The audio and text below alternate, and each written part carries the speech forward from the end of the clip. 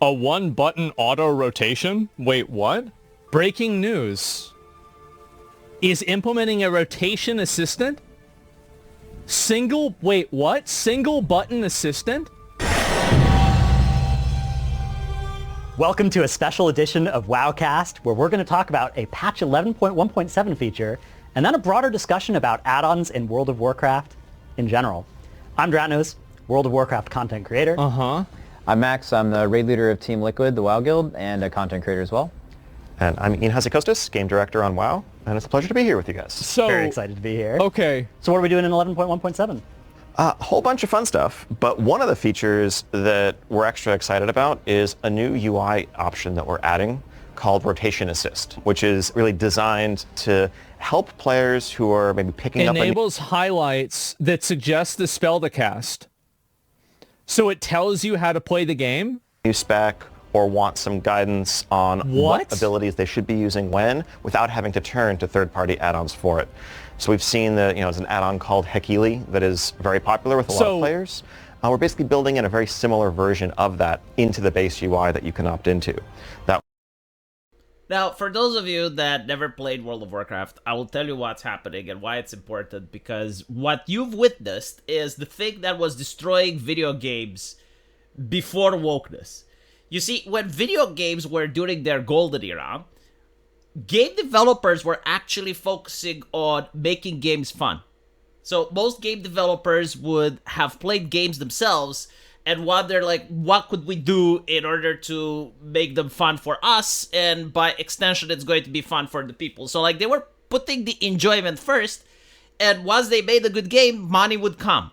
They weren't focusing on the finances. Like, they weren't focusing on the marketplace and DLC and loot boxes and all the other shit. No, like, they just wanted a game that makes enough money to be a return on investment.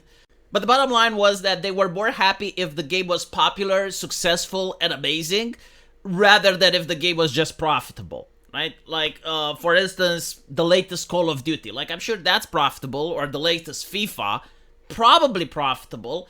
Is it a cultural hallmark like World of Warcraft used to be? Absolutely not, right? It is making money. It's making a profit. But it's not an experience, right? It's kind of like the junk food of video games. Yeah, sure, McDonald's is making money, but it's not like fine dining. And so, like, that was the original mantra. It's like, make games that are an experience. Make the 3-star Michelin dish for gaming. And World of Warcraft was definitely that, especially in vanilla, especially in TBC. But then as corporations gather and they realize that World of Warcraft is a cash cow, their focus was, how can we make more money? Not how can we make the game more enjoyable? How can we make more money? And one of the ways they thought, it's like, well, what if we can get more people to play it? Like, what's stopping people from playing our game? Well, the difficulty, right? So, like, if we lower the difficulty, if we make the game so that a 5-year-old can play it, then that would guarantee that more people buy it. And so, like, they didn't care about, the core player base that is there for the gameplay, that likes competition, that created a culture. Like, fuck those people. At the end of the day, they're paying the same money for their account, just like another person that plays casually. And that's when the debate between hardcore versus casual came up, and that's when you notice the entire industry suddenly shifting from making games that were challenging and games that were difficult but satisfactory, like Dark Souls, for instance, into making games that, like, every moron can play. And here you have, like, the exact thing that I'm talking about. It's like, well, Asmongold is wrong because, like, this helps people with disabilities, right? It's not about the money. It's not that corporations are greedy and they're trying to milk every penny. No. The developers are compassionate. They're like little angels. It's those evil gamers like Asmongold that are greedy, vile, not worthy of consideration. Right? I mean, by that logic, it's flawless game design. Just make the game play by itself, because I'm sure there's a nugget somewhere. For those of you who don't know the slang, a nugget is a person without arms and legs who can't play the game, right? And, like, why shouldn't he play the game? Of course he should. So the game should just play by itself. See, like, that used to be the mantra back then. It was the same shit. It's like, let's make games casual and easy, And we're doing it out of empathy and compassion because we want more people to play. And if you're against it, you're an elitist. You're a horrible person. Now, no one is against like making games accessible in the sense that you want people that are colorblind to be able to play it, like maybe people that have some visual disability to be able to play it, because like you can have someone read the text. Like blind people, apparently they are able to play video games if they're just legally blind, right? And so like no one is against that, adding options for people that are unable to play the game just like other people. But like when you change the entire experience, when you change it for everyone, well, that's the difference between, adding a ramp for a wheelchair versus getting rid of the entire stairs and just having like a large ramp that everyone is now struggling going up. There's a difference between accommodating and like changing our entire way of life for the entire society because like 0.1% feel excluded. Like one is unreasonable, and even the 0.1% should be ashamed if that's the case. Like I would be ashamed if the entire human population changes their way of life to fit my needs. Versus, just being able to adjust to a system and like offering some help for people that did have disabilities. Like it's a completely different thing. It's not the same. And so for those of you who don't know what we're talking about, like in World of Warcraft, there were 2 difficulties in playing the game, and all of them were removed because of corporate greed. One of the difficulties was to actually maintain your reputation, to actually be a nice and decent person while interacting with others, to socialize, form connections so that you get into a guild, and that the guild allows you to play the endgame content.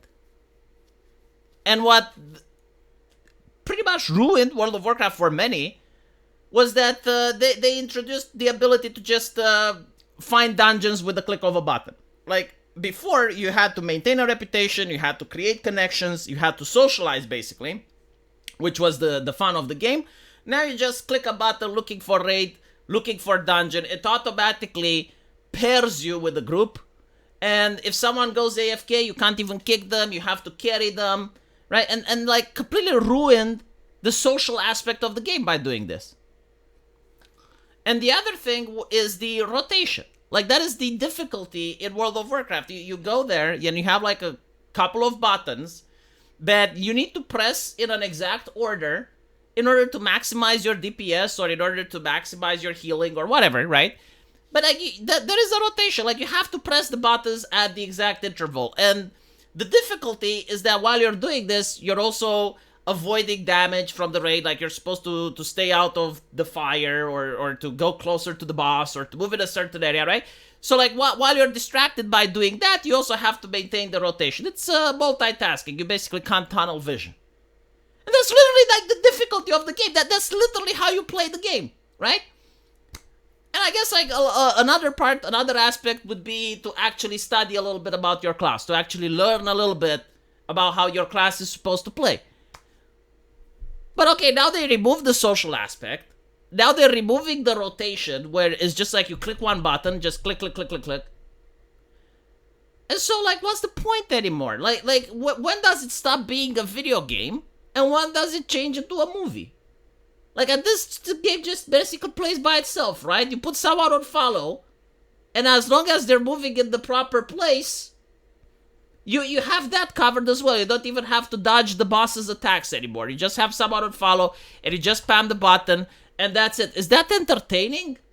Is that fun? And there are people defending this. Like, to me, World of Warcraft is a dead game anyway. So it's not like I care. But again, the mindset is so truly shocking. Like, the whole purpose of gameplay was the game, right? That you play. It's in the fucking name, gameplay. But if there's no more play, you just mash a button, Is that fun?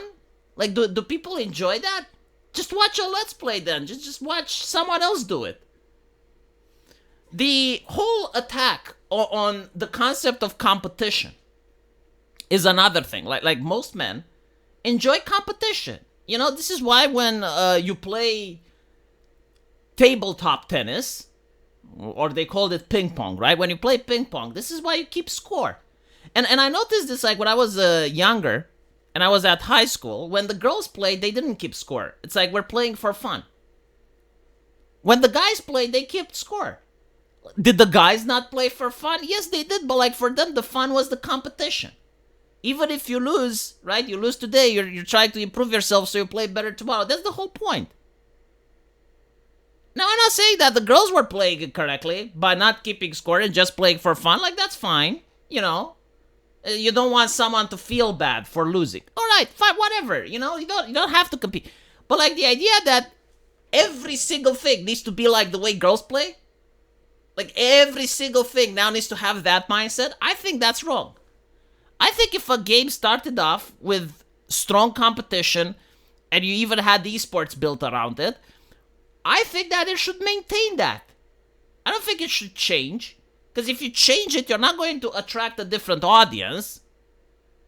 You're just going to lose the one you already have. Anyway, that's my take. I think this is a horrible thing. Chances are, and this is also another interesting thing, there would have been add-ons for doing the same shit now. Like even if they remove it, if there aren't already, there's going to be add-ons for it. So you can't really put the genie back in the bottle. Now, I guess like World of Warcraft is just going to be like a phone game, like Nikkei or some shit like that, where you just have autoplay. But the difference is like Nikkei, while having autoplay, is not supposed to be, you know, the MMO. It's not supposed to be something groundbreaking. It's just like something you do while you're on the bus station. Or when you're at work and you have like a 10 minutes lunch break. That's the purpose of Nikkei. Well, I guess now that's the purpose of World of Warcraft too. It's just like a game that you spam one button. It's kind of like a phone game. A little bit more and it will probably run on the new Apple phone, huh? Don't you guys have phones? Why are you complaining? Let me know what you guys think though. And as usual, I'll see you in the comment section. Take care.